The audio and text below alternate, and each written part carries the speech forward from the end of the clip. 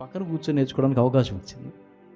ఇటు తిరిగితే అటు వెళ్ళడానికి అప్పుడు అవకాశం వచ్చింది. నిజంగా ఆ విశ్వాసతను ఈరోజు కాపాడుకోవడానికి గల కారణం, పునాది ఎక్కడి నుంచి అంటే అన్నలో నుంచే, దైవజనులో నుంచే.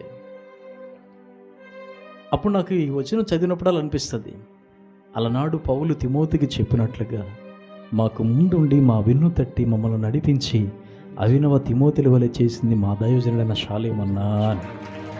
హల్లెలూయా. అంతే కదా, షాలేమన్న మాట లేకపోతే మరి నేను ఎక్కడుండేవాడిని, అన్న మాట లేకపోతే నేను ఎక్కడుండేవాడిని. దైవజనుల విషయంలో కూడా మనం ఆ విషయాన్ని ఇప్పుడు కూడా నెగ్లెక్ట్ చేయకూడదు.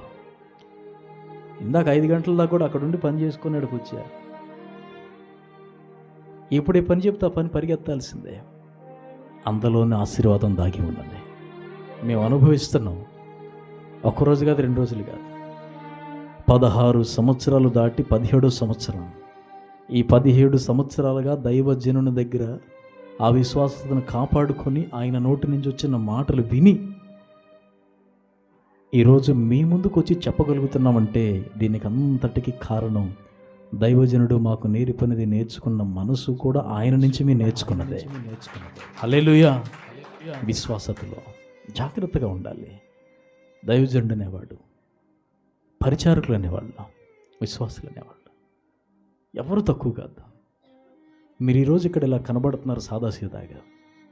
ఈ మాట మీకుతో ఎందుకు దేవుడు మాట్లాడుతున్నాడంటే రానున్న దినాల్లో మీరు దేవుని కొరకు వాడబడవలసి ఉన్నది. ఇక్కడున్నవారు పరిచారకులు తాగిపోకూడదు, సేవకులు కావాలి. నా తండ్రి అట్టి కృప ఇక్కడ అనుగ్రహించునుగాక.